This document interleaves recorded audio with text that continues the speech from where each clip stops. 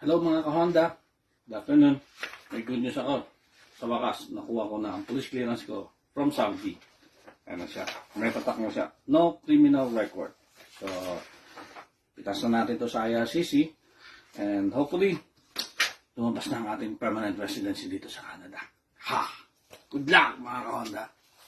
Bye-bye. See you next vlog.